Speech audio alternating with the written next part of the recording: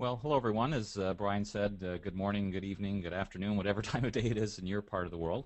I'm very happy to be here showing some ways that I use just one of the products in the onOne suite, PhotoFrame. Of course, there's a whole bunch of wonderful products. I'm just showing you one that the great products and the way I use it, because even though it didn't say it in that biography that everyone always quotes, I think I'm going to change my bio to include the fact that I'm one of the world's laziest Photoshop users, and that by that I mean I like to do things and not work so hard.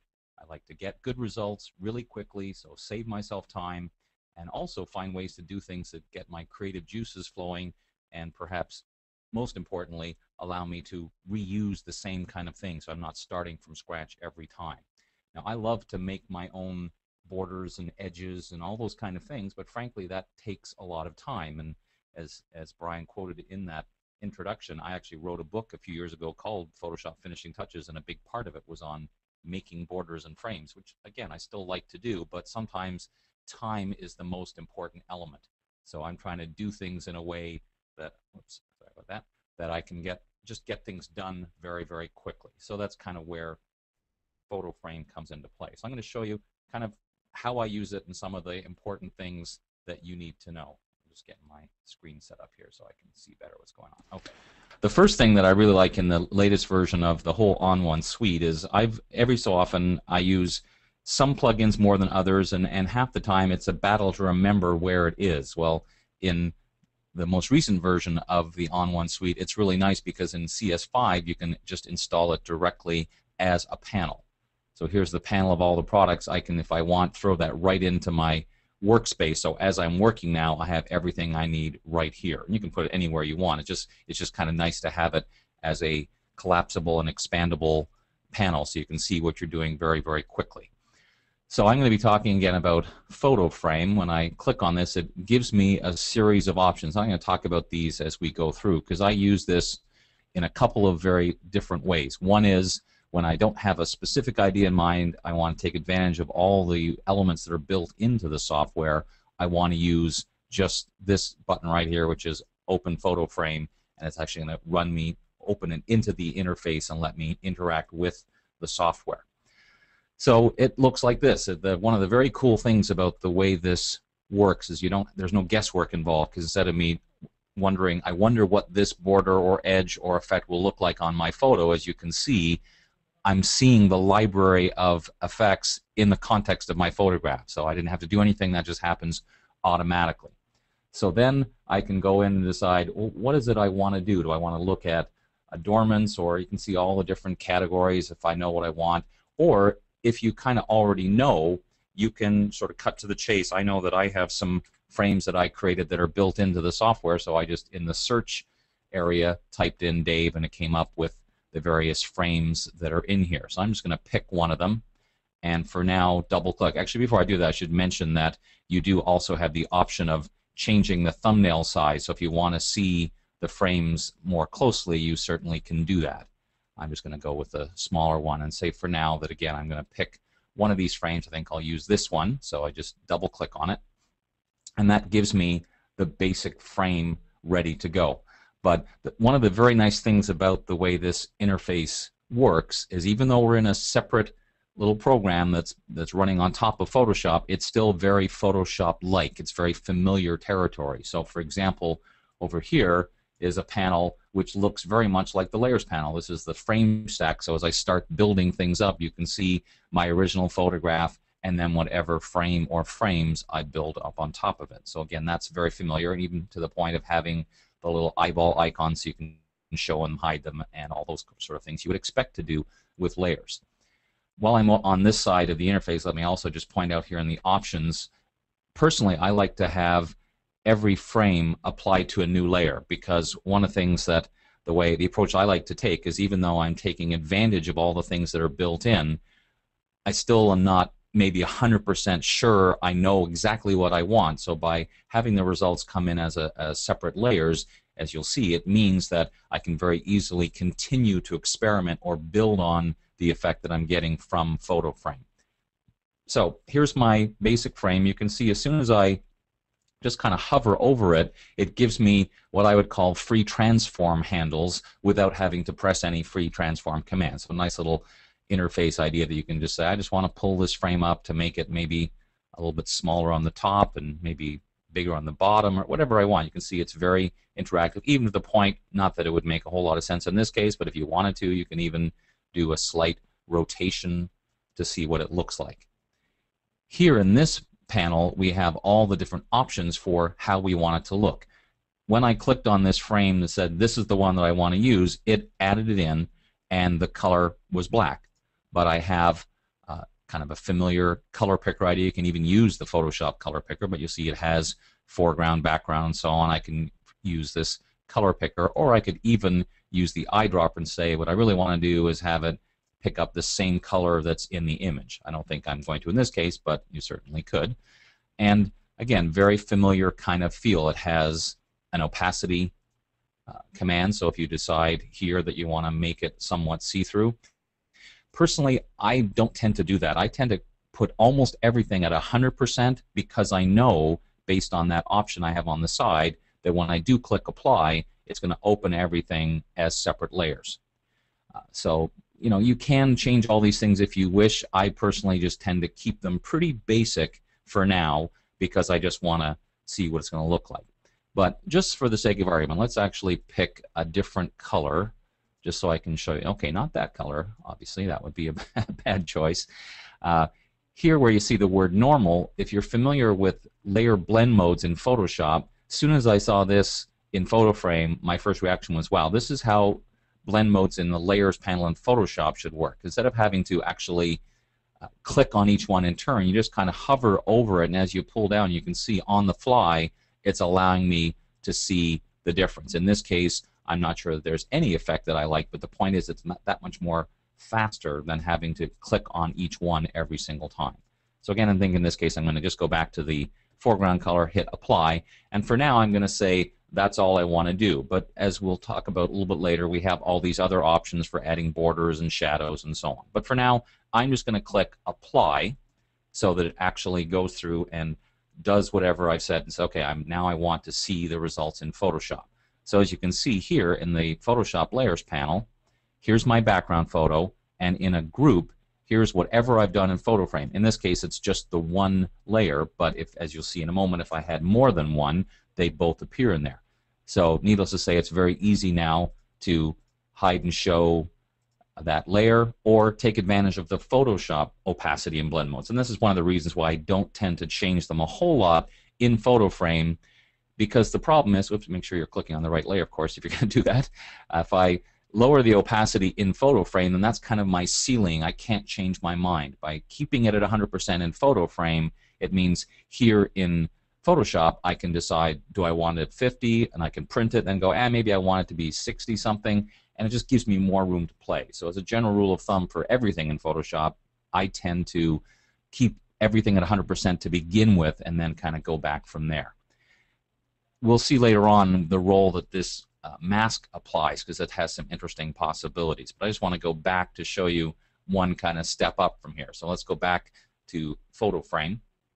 And this is when we can start to kind of build on things. For example, let's go back to some of those Dave Cross frames, because that guy just makes nice frames.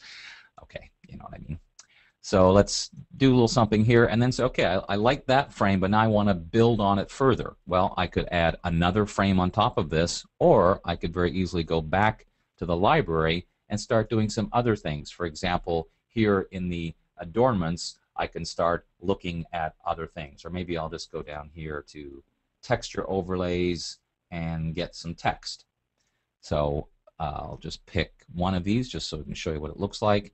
I double click, it brings that in. Now in this case, I might decide, oh yeah, you know what, let's make it white. And I think it's unlikely I want it that level of opacity, so let's lower it down so it's just a real kind of almost like a design element that we can't see. And over here in the frame stack, you can see that it's put those two things on top of another, and I could change the order if I wish to, if it made sense, or if I could leave it the way it is. Either way, the point is you can easily, as you can see, just start building on this and adding more elements on top of another. So this time when I click apply, the same thing will happen. It'll go through and apply that, and it'll still be in a group, but you'll see one of the differences is that it will have 2 layers inside that group instead of just the one. So again, now I have the option of turning them on and off, and this is where this mask comes into play. This is a standard layer mask that you use in Photoshop, and the way layer masks work is black hides things, white shows it, so the fact that this layer mask is white is why we're currently seeing all this text going on top of our dog.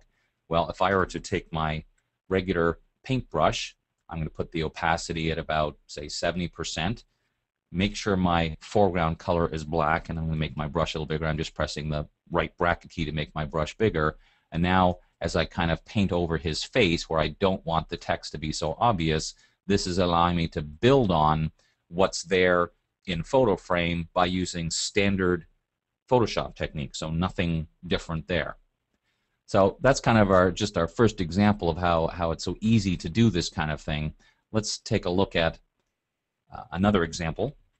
In this case, I'll just open a blank document to begin with, and I'm going to use, I'm taking advantage of something in Photoshop called Mini Bridge, which is, as the name implies, a miniature version of Bridge built right into Photoshop. So it's very easy for me, for example, to do things like drag and drop. Now this is a camera raw file, so it asks me if I want to make any changes to it. I'm not going to bother in this case, but I certainly could. I click OK, and it's going to turn this into this thing in Photoshop called a smart object. What a smart object does, it lets me create a link between Photoshop and other things, in this case Camera Raw, so I can go back and edit it and do some interesting things with it. So as you'll see in a moment, there's a really nice advantage to using a smart object in Photoshop, because again, it's kind of what I would think of as combining the best of both worlds, both PhotoFrame and Photoshop together. So I'm going to go back to PhotoFrame once again. This time I'm going to be applying it to this layer, which is that Camera Raw smart object. Now I just have to move this out of the way so I can see here. So I'm going to go to the layouts, and this is another really interesting part. Not only do we have borders and frame effects and things like that, but some actually really nice layer kind of options. For example, here in the senior options, there's all these really nice, you can see what they look like. They're actual layouts made up of a variety of elements together, things that you could do in Photoshop if you had all these elements, but you can imagine it would take you some time. So I'm going to use, let's say, well, let's see, I think I'll use this one. So once again, I just double click on it, and I can, if need be, scale, trying to make it fit a little better. If I need to, I can go to the actual photograph layer itself and scale it up or down. I think in this case I'm going to choose a different frame, because that wasn't quite what I had in mind, and that just shows you how easy it is to experiment, as I can just go in and say, well, maybe I really want one of these other ones, like let's use this one, because I think that one has a better kind of a fit for what I'm trying to do here. So just by using those same scale commands you saw before, and you can kind of move it around and decide what you want, and we could add further adornments on top of this if we wanted to, whatever we really want. But I want to show you one of the ways that I like to take advantage of this, because I started with that Camera Raw smart object. So I hit apply. It's going to do the same thing again, go through and put that on there, and we can see it's got the frame here and then my smart object. So if I want to edit my smart object, I could, or edit the frame. But one of the things that's built into a Camera Raw smart object, a couple of things. First of all, even at this point, even after I've added this whole layout, if I decide that I want to change something about the Camera Raw setting, I just double click on it. In Photoshop, it takes me back to Camera Raw, so I could do whatever I want, increase the vibrance or something. I don't, let's do something so you can see that I'm making a change. Hit OK, and then it updates the photograph, but everything else, of course, has remained the same. Well, here's another interesting aspect of the way this works is, let's say I've saved this document as a PSD, and now a couple of months later I want the exact same look for a different photograph. All I have to do is right-click on this and choose Replace Content. So I'm not doing anything to the photo frame. I'm doing it to say, take my original photograph and replace it with a different camera raw file. So I hit Place. It's going to first open it in Camera Raw so I can do whatever I want in terms of exposure and all those good things. Click OK, and then you'll see it'll just go through. It'll replace the current one with this one. And if I needed to, I could make further adjustments. So you see, this is just another way of taking advantage of the things that are already there. You're just replacing one Camera Raw file with another one. So that just gives me a really nice ability to, again, take the best of both worlds. All those design elements in PhotoFrame and the ability of Photoshop and Smart Objects to be able to very easily change my mind and replace some things. All right, let's just close these up so we can get some room here and take a look at another great feature. And this is probably one of my favorite parts of PhotoFrame, is when you find things that work, how you can really save time for future projects. So we're going to do it in the context of a wedding photo here. Of course, it doesn't really matter. So once again, back to PhotoFrame. In this case, in the library, I'm going to go back to the layouts under wedding, and again here you see there's all kinds of wonderful, beautiful wedding type layouts for all different types and sizes of photos, so you can very easily find one that's going to fit what you want. Normally for this kind of work I would probably zoom in my thumbnail size a little bit larger so that I can see more clearly what it's going to do, but for today I can certainly see the effect that I want here. So I'm going to put that in there, probably just scale this up a little bit, give myself some more room. And let's do one more thing. Let's go back to the library, look at some of these great adornments. I love some of these things because trying to find this kind of information somewhere out there on a clip art collection or something like that would just take an awful long time. So I'm going to add one of these. In this case, I would change it to white. And I can position it where I want. I want to put it down here and make it quite small, so it's just kind of an additional little element here built on top. Now, imagine for a moment that I've done that and I think I need to do this for a photo album perhaps, where I want several pages to have this exact same look. Well, instead of trying to remember how I did it and write down the names of the layout and the scroll and everything else, instead I just choose Save Preset. And these presets are a very, very powerful feature. So I'm going to call this something, and under Category, I've already done this. I would, if this is your first time, you would choose New Category, but I've already made a category called Dave's Presets. So I choose that category and I hit Save. Well, just to show you how this works, I'm going to actually cancel out of this, so I'm not actually applying it. I went into PhotoFrame, made a preset, and then said, okay, good, now I have that available. So fast forward, imagine it's now a few days later, I'm continuing to work on this project, and I want another layout that looks exactly the same as this one. Well, I could go into PhotoFrame, but I also, look right here, I have my category called Dave's Presets. So if I click on that, it shows me all the presets that I've already created in here. Now in this case, the first time I probably have to just sort of reset it to make sure it's there. So there's the one I just made. So now, because I'm in the preset part of this panel, without even launching PhotoFrame, and this is the real time saver, is I just double click on it and it applies that look without actually launching the software. So I don't have to go in and pick frames and choose presets. It just does it right away, as you're seeing here. And I see, look how quick that is, still giving me the same end result of the elements in separate layers. So this is a very, very powerful time saver. So as you can see here, I've got quite a few presets that I've already created, because my philosophy is, being the lazy Photoshop user, I'm not going to want to go in and dig around for 10 minutes and go, where was that thing? What was it called? There's so many frames, which is great, but if I'm looking for a specific one, it could be a challenge. Well, this way, I find something I like, I find some combination I like, and I save it as a preset. And then those presets become one click away, in effect, when you just open an image and you go and say, okay, that's cool, now let's apply that to this one particular image.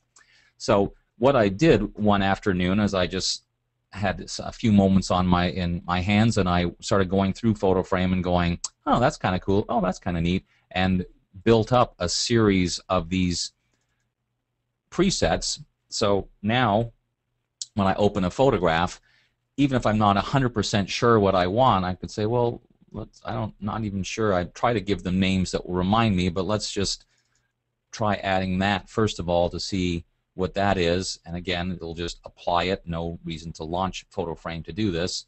Okay, so it slapped it right in the middle, which is obviously the way I had saved the preset. But again, that's all right because this is still an element in layers. So I can still come in here and make it smaller and change the opacity and do whatever I want. So I was doing this and thinking of all the things that I could build in and add in, and it suddenly occurred to me that there was another interesting opportunity that was available to me. So here's what I did, and I would suggest this is a really powerful feature, is I took a logo that I created. You can see it's just a standard, I just have a couple of layers here, but here's an important point of this. Notice how this logo has two kind of shades of the same color. It's gray and black.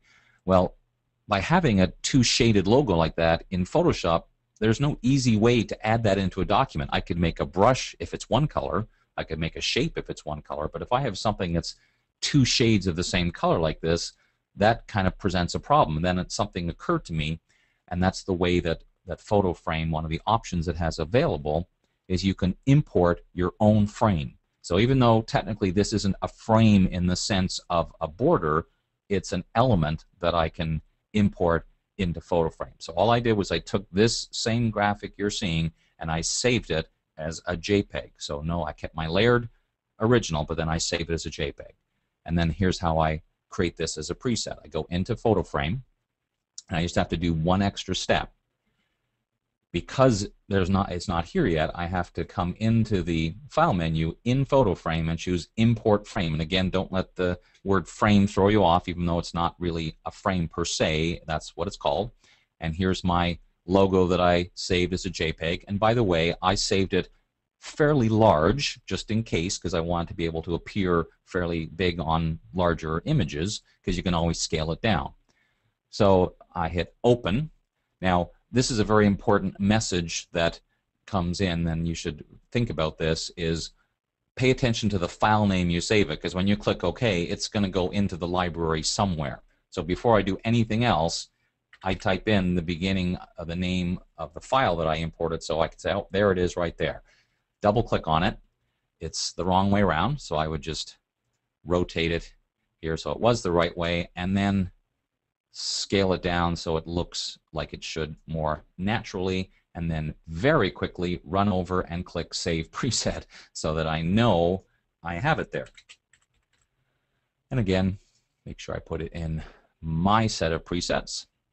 Hit Save. Now in this case, I could hit Cancel. Now just to share with you how I've done this in the past is sometimes I'll just sit here with this one photo, import a frame, save it as a preset, then delete that frame stack, and then go and just do that for 3 or 4 or 5 different elements. So I end up with saving a whole series of, could be your logo, your copyright notice, some other important text, whatever it might be, or just other design type elements that you want. So in this case, again, I would be on a photograph. It happens to be the same one, but of course doesn't matter.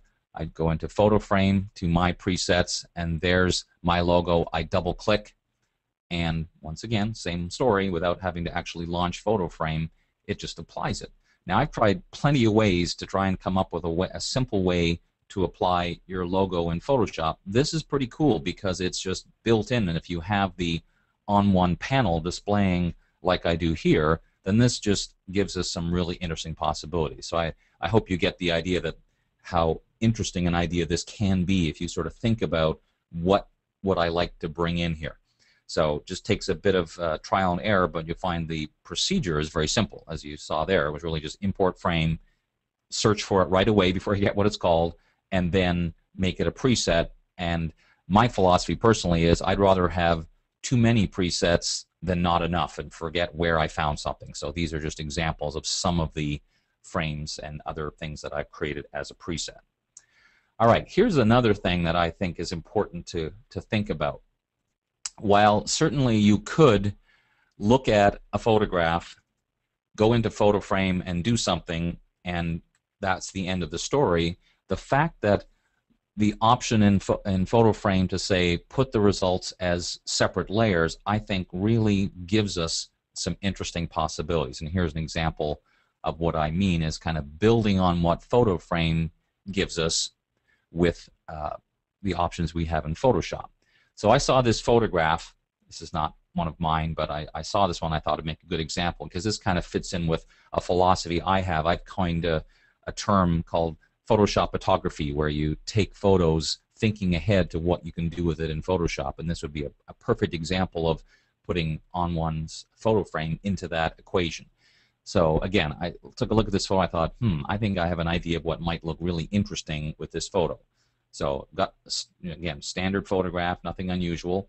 I go to the layouts, and there's some ones that are appropriate for children and babies. So let's say, let's see, which one are we going to use? I think we'll use one of these ones here, maybe this one, I think.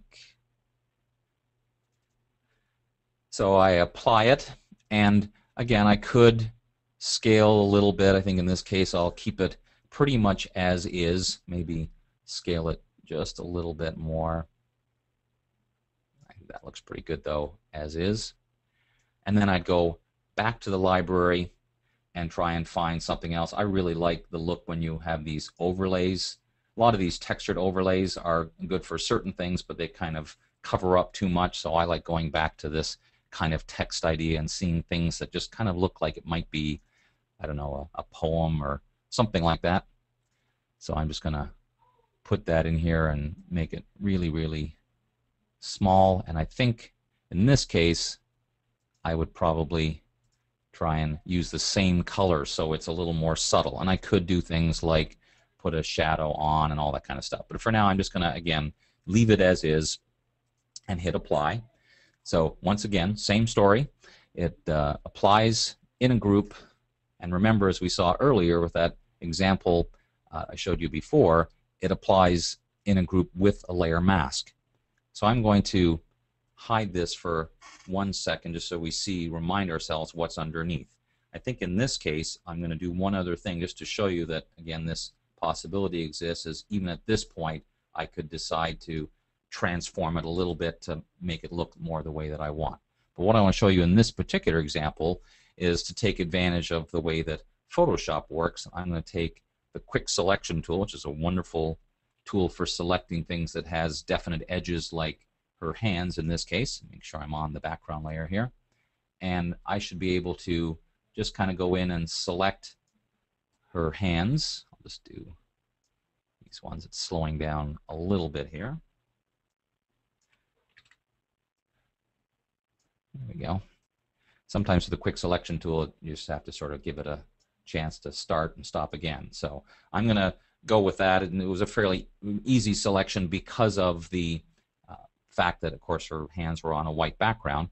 But take a look at what I have at this point. I have the original photo with my nice photo frame elements on top, but here on the layer mask, if I just fill my selection with black, I'm going to use the keyboard, Option, Delete, or Alt Backspace, deselect that, and all I'd have to do is come in here with my paintbrush and just kind of get this last little bit here. There we go.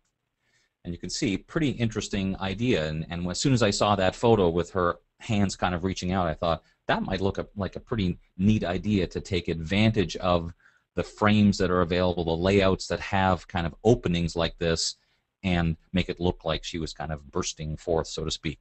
So I might even, with knowing what all the different layouts that are there, I might even decide to take photographs specifically this way with this in mind. That's kind of what I mean by the term Photoshop photography.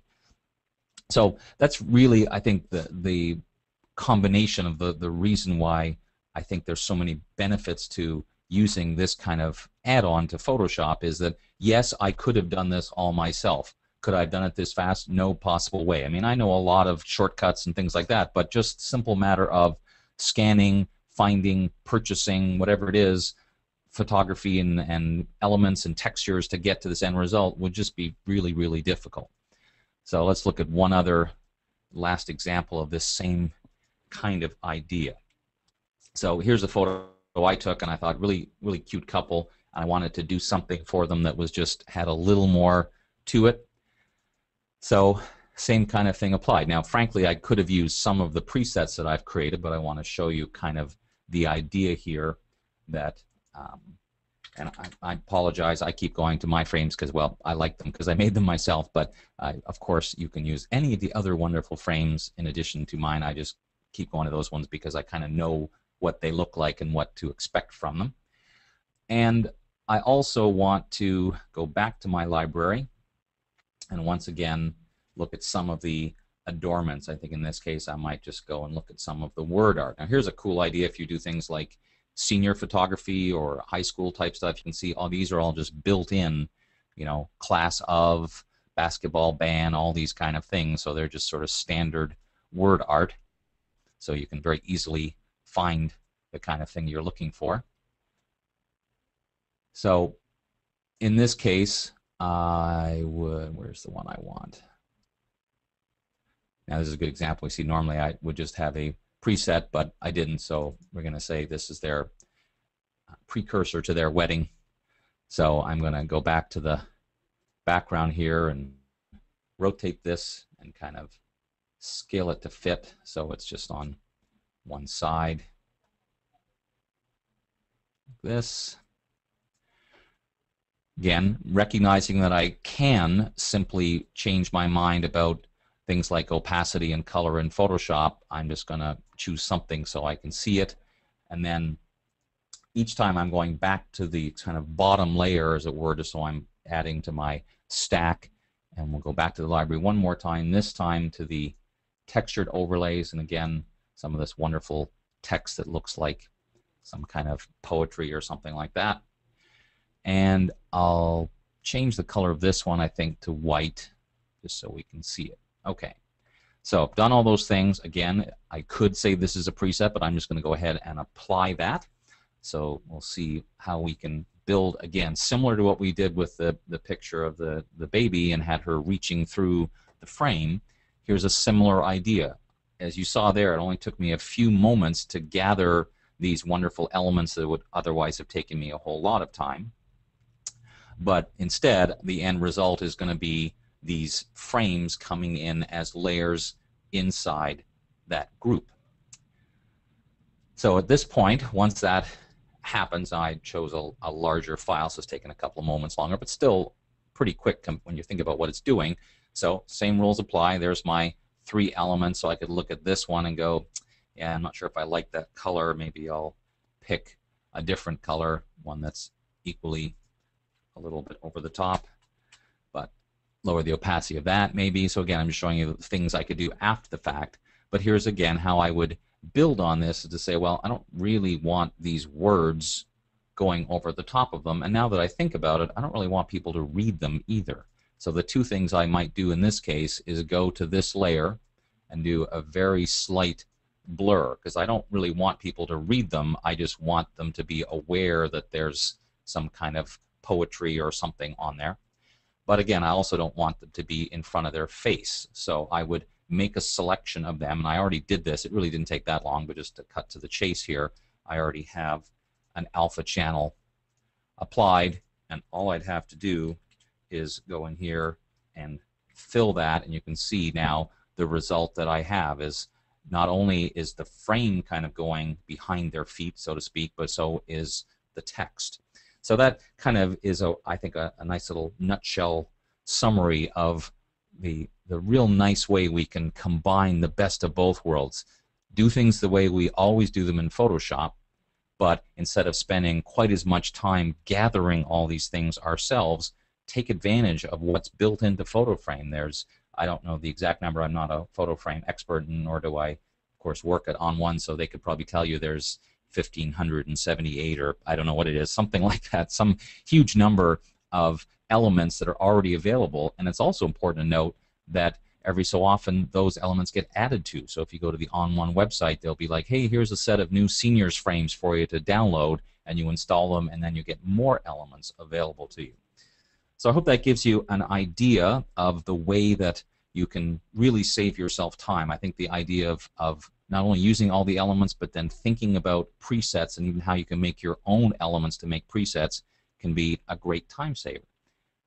So that's all I wanted to say. I want to leave a few minutes at the end for questions. So Brian, if you have any common questions or anything you want me to try and address, I'd be happy to do that. Sure. And for the record, we have 1,643 different objects. Very good. I knew you'd know that. The first series of questions started coming up earlier when you were talking about smart objects. So can you spend a little bit of time just talking about smart objects again, how you would use them? Sure. The real important thing to note about smart objects, and probably the easiest way to talk about this, actually I'll just use my daughter's dog because it's such a cute photo. This is the way things always worked in Photoshop. If you had an image and you made any changes to it, of course you were being what most people call destructive, meaning you were making changes. So let's look at a simple example. If I decided to apply a filter, not that I would apply a Gaussian blur in this case, but just for the sake of argument. So if I choose some amount of blur and click OK, as you can see, it's directly blurring the background layer. And if I were to, not that I would do this, but if I were to save it, that would become a permanent change.